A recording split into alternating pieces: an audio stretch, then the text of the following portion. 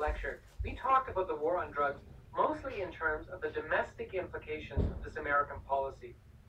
Now we turn more directly to some of the foreign policy implications of U.S. efforts to control the illicit drug trade, particularly across North America. Here, America's neighbors to the north and south have been seen at the same time as both threats to that country's ability to carry out its drug policies and allies in the effort to do just that. We'll begin with perceptions of Mexico and Canada as threats. So long as the United States maintains a policy of criminalizing the production, sale, and consumption of drugs, it's pretty much also guarantees that there will be a substantial criminal element that will continue to service the demand that exists for these drugs. After all, we've seen in earlier parts of the lecture just how substantial a market the United States is within the global drug trade. And the globalized nature of this problem has certainly not escaped the attention of the American government. In the first decade of this century, U.S. spending abroad to deal with the drug trade increased by 49%. Colombia, as the preeminent source of cocaine in this hemisphere, certainly received much attention from the U.S. But its neighbors closer to home, Canada and especially Mexico, have not been overlooked. Canada and Mexico are the two key gateways into the U.S. for the five main drug threats it faces: cocaine, methamphetamines, marijuana, heroin, and ecstasy. Now, with the exception of cocaine, these drugs are even produced in the neighboring countries and shipped directly to American markets. Let's deal with each of these drug threats in turn.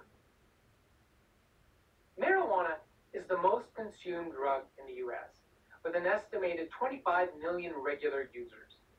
Mexico has been known to produce as much as 15,500 metric tons of marijuana in a year, with the vast majority of this production heading to the U.S.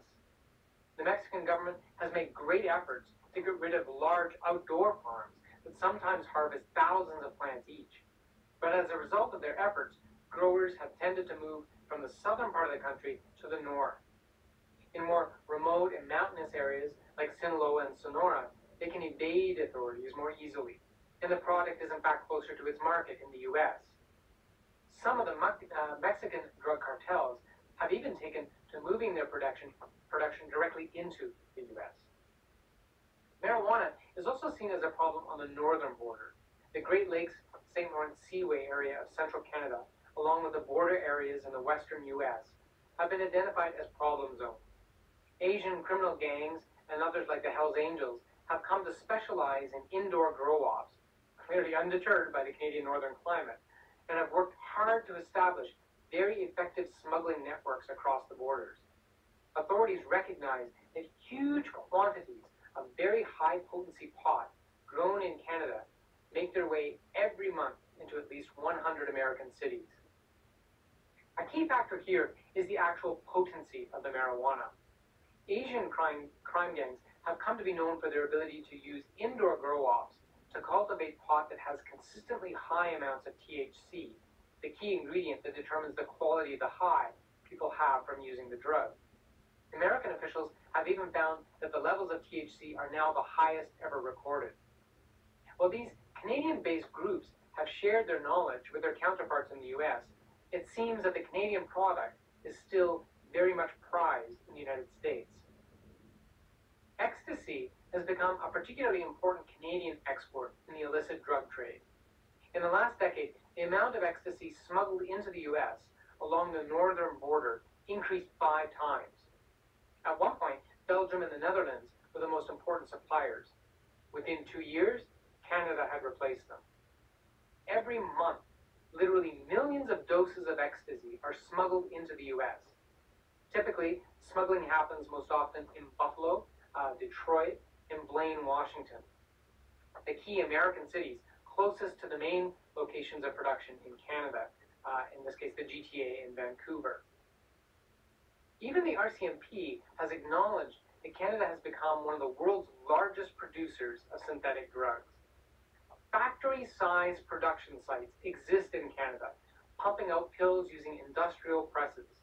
In 2007, some 18 labs were dismantled, and all were considered by the authorities to be what are called super labs. In fact, the factory levels of production in Canada have even managed to alter the illegal consumer landscape in the US. Because so much is being produced north of the border and smuggled into America, the price per tablet has dropped there from $30 to $45 that it used to cost to $10 to $15. Because of this, ecstasy use is on the rise, and there are fears that more addictive drugs are actually being cut into the pills. Heroin has been the least important of the drugs in terms of cross-border smuggling, though it is believed to be of increasing importance as a Mexican product. Heroin produced overseas and smuggled into Canada typically serves just the Canadian market. Mexican production has doubled, and the majority of this is shipped north to meet demand in the northeastern and north central United States. Mexico is the main source of methamphetamines in the United States. Meth seizures at the border increased fivefold in the last decade to nearly 3,000 kilograms. And now, the Mexican cartels are typically operating super labs north of the border, especially in California, to produce products closer to market. Methamphetamine production also illustrates another interesting aspect of the cross-border nature of the illicit drug trade. To produce meth, a number of key chemical compounds or ingredients are required. In 2004, the U.S. took action to control and monitor these precursor compounds, as they are called. The number of meth labs seizures immediately decreased, but the amount of meth in the American market actually increased. Why? Because Canada and Mexico didn't have the same regulations in place, and production just moved elsewhere on the continent where the compounds could be accessed more easily. Because Mexico and Canada have now also taken action to restrict purchases of the same compounds, production is shifting back to the U.S. once again. This is sometimes called the balloon effect, because it's like squeezing air in a balloon. The amount of air stays the same. The balloon just begins to bulge in different directions to accommodate the shift. Of all the drugs, cocaine is considered the most problematic because it is most closely associated with violent crime, property crime, and DEA arrests.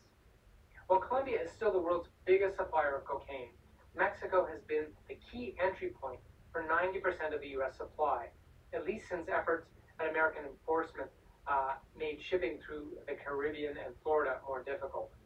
Remember, this change in routes through Mexico is partly what brought El Chapo to prominence in the Mexican drug cartels. To finish this part of the lecture, it's interesting to reflect on how continentalized narco-trafficking has become in North America. While trade agreements have been used to increase the flow of legal goods across borders and to deepen connections between corporations in Canada, Mexico, and the U.S., the illicit trade in drugs has also experienced a comparable deepening of criminal connections across North America. Gangs in Canada, typically associated with particular cultural groups, have actually provided American organized crime with global connections. This is not likely an advantage many Canadians would associate with multiculturalism, but it certainly helped the American criminal element. Canadian gangs with excellent connections to China, for example, have become associated with smuggling meth precursor chemicals into Ontario and BC. Indo-Canadian gangs have managed to do much the same from India, accepting delivery of chemicals in Canada and smuggling them into the U.S. There are even connections between Mexico and Canada. Vancouver is now considered Canada's gang capital, with some 130 different groups operating in the city, including the Hells Angels, Red Scorpions, and United Nations. These gangs have developed strong linkages with the Mexican cocaine market and drug cartels there. Once the Mexican government began to crack down on the cartels in 2006, remember this was a particular initiative associated with President Calderon, violence soon erupted in the streets of Vancouver as the gangs fought over the shrinking supply of drugs. There were some 30 shootings in Vancouver in just a 5-month period. And of course, violence even more easily crosses the Mexican-American border. We'll pick up on this theme again in the next part of the lecture, when we talk about how Canada and Mexico have been allied with the U.S. in its war on drugs. We'll see you in part 4. Bye for now.